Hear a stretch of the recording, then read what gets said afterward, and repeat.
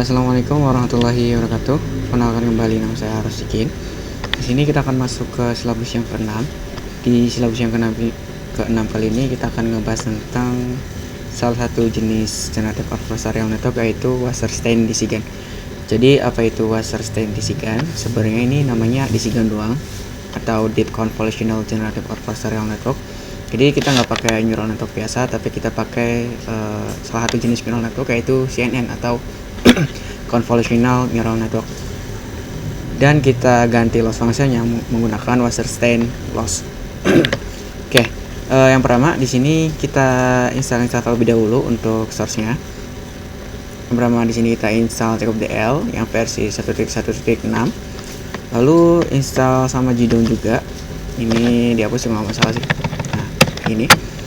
Lalu dari JDown atau download, kalian download ini link drive-nya. Pada kali ini kita akan menggunakan dataset yang berbeda. Di sini kita akan menggunakan namanya adalah Celeb Redox di kumpulan data image celebrity gitu dari luar negeri. Nah, setelah di download menggunakan JDown, kita unzip si ininya, datasetnya yang berekstensi zip. Nah, ketika di running dia akan menginflating sebanyak dari gambar 1 sampai gambar yang terakhir. Nah, ini selanjutnya di sini ini sama ya kayak yang biasa. Jadi saya nggak perlu running lagi. Nah, paling yang beda itu di sini untuk page size-nya kita samain 64, dan untuk transformnya yang pertama kita jadiin tensor terlebih dahulu, lalu kita normalisasi. Normalisasinya juga agak beda. Di sini kita normalisasi dari RGB dengan standar deviasi 0,5, 0,5 dan rata-rata 0,5 sama 0,5. Biar apa? Biar menjadi min 1 sampai 1. Untuk transit dan reloadernya kurang lebih sama, bedanya ya masukin file directory-nya sesuai dengan dataset kita, yaitu Celeb Redox. Tapi untuk parameter lain sama ya. Next kita akan masuk ke arsitektur dan config. Nah, ini arsitekturnya yang agak lumayan beda. Yang pertama di sini root filenya model wdisigan.py atau Wasserstein Disigan.py. Ini saya komen dulu aja biar kelihatan warna-warni. Nah, ini kan enak gitu ya lihatnya. Tapi ketika kalian running jangan dikomen ya, nanti error. Nah, ini import, ada import PyTorch, neural network, sama dari JCOBDL ada convolutional block, transform convolutional block, sama linear block. Fungsinya buat apa? Fungsinya buat ngebikin arsitektur biar code kita itu nggak panjang-panjang banget gitu ya. Lalu di sini yang beda, di sini kita membuat sebuah fungsi baru namanya adalah conv, yaitu konvolusi.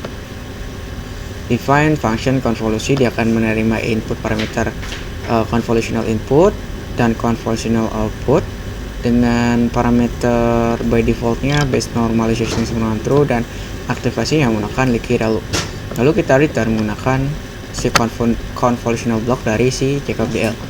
Masukin aja parameternya si input, si output dengan angka magic, kernel 4 sama kernel sama dengan 4, strike-nya sama dengan 2, dan padding-nya sama dengan 1. Dan di sini saya mau set bias-nya sama dengan false, base normalization-nya sama dengan true by default. Activation-nya sama dengan variable activation, dimana liquid value dan pull type-nya. Dan di sini saya buat function baru lagi namanya adalah transform convolutional. Dia akan minta input parameter set convolutional input dan convolutional output dengan nilai default base normalization sama dengan true, dan activation-nya juga liquid value. Lalu kita return aja menggunakan transform convolutional block.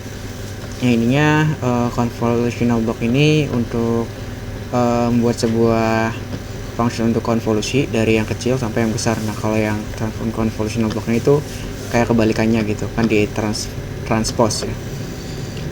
Untuk tconv dengan kernel 4, strike-nya 2, padding-nya 1, ini kurang lebih sama, bias false, space normalization by default true, aktivasinya liquid value, dan pull type-nya null. Lalu selanjutnya, nah kalau kalian nggak paham sama sintak ini, alangkah baiknya kalian menguasai CNN terlebih dahulu, karena saya nggak akan nerangin apa itu CNN dan seterusnya. Lalu di sini kita membuat sebuah kelas namanya kritik. Kenapa kritik? Karena kita menggunakan Wasserstein loss. Jadi ya mengikuti papernya aja. Kelas kritik yang inheritance dari neural network module, inisialisasi, lalu inheritance dan inisialisasi lagi, lalu kita bikin ininya arsitekturnya menggunakan self.conf untuk atributnya. Yang isinya adalah neural network dan sequential. Isinya konvolusi dari 3 ke 32 dengan base normalization-nya awalnya sebenarnya false. Dari 32 ke 64 hari 64 ke 128, 128 ke 256 dan 256 ke 1 menggunakan convolutional block dari si Jacob Dell ini. Menggunakan kernel 4, stride 1 padding 0, bias sama false, dan activation-nya none ya, karena kita menggunakan Wasserstein loss, jadi activation pada kritik none, dan pull type-nya juga none. Nah, kalau kita menggunakan convolutional ini yang udah kita define, itu activation-nya by default itu leaky relu, makanya saya menggunakan convolutional block dari Jacob Dell biar bisa di customize. Lalu untuk forward-nya juga sama, kurang lebih dari CX ini kita return ke self.conf. Lalu ada click wake. Click wake ini kayak Wigan biasa, dia akan membatasi wake pada kritiknya dengan batas minimal min 0,01 dan maksimalnya 0,01. Lalu untuk kelas generatornya kurang lebih sama kayak yang kritik. Kelas generator yang inheritan dari neural network module. Lalu di sini ada atribut z dimension untuk nge-generate image-nya, fake image-nya. Lalu bikin aja arsitekturnya menggunakan atributnya adalah self.transpose convolutional. Yang isinya adalah neural network.sequential. Yang pertama di sini tconf block yang dari Jacob Dell, dia akan minta input parameter z dimension, 512 dari yang ini ya, kebalikannya. Dengan kernel 4, stride 2, padding 1, bias sama dengan false, activation-nya leaky relu, dan pull type sama dengan none.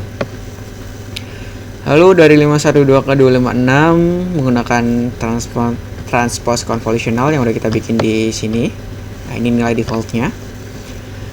512 ke 256, 256 ke 128, 128 ke 64, 64 ke 32, 32 ke 3 dengan aktivasi outputnya tanha dan base normalization-nya kita matikan atau false. Untuk forwardnya dan generate-nya, untuk fungsi generate dari si generatornya juga sama ya kurang lebih. Lalu selanjutnya untuk config-nya juga sama, z dimension-nya by default sama dengan 100 dan batches-nya adalah variable bs. Untuk training preparation atau MCC, kita panggil dulu si model WDC GAN kita ini. Caranya from model WDC GAN import kritik sama generator. Lalu kita bikin sebuah Wasserstein loss atau perhitungan loss menggunakan Wasserstein distance. Def Wasserstein loss dia akan minta input parameter output dan targetnya. Lalu kita return aja rata-rata dari output dikali rata-rata dari si targetnya. Lalu untuk diskriminator sama generatornya tinggal dipanggil, pindahin ke device, dan generatornya dia akan minta input parameter attribute z dimension dengan kriterianya di sini kita menggunakan Wasserstein loss. Lalu optimizernya kita menggunakan RMS prop karena kita menggunakan Wasserstein loss dengan learning rate kecil 1e-4 dan g-optimizer juga sama.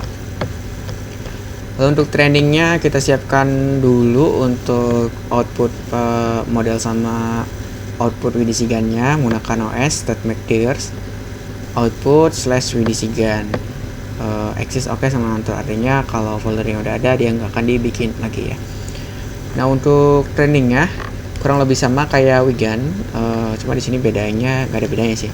Bedanya di sini mak epochnya 1000. Nah tapi untuk ininya kurang lebih sama. Untuk setiap epoch dalam range 1000 inisialisasi, lalu ini dikasih enumerate biar apa? Biar kita tahu ini iterasi keberapa, biar per iterasi kelima itu kita training generatornya. Nah ini untuk trainingnya kurang lebih sama ya, jadi saya nggak akan ngejelasin lagi. Dan jangan lupa juga di wake clipping untuk si kritiknya. Training generator per iterasi 5 kali, lalu reporting dan udah. Nah ini untuk training ya, ini epoch ke 0, ini epoch ke 5 dan seterusnya sampai 1000 epoch. Nah ini saya lagi training dan code-nya nggak ada yang miss atau nggak ada yang error.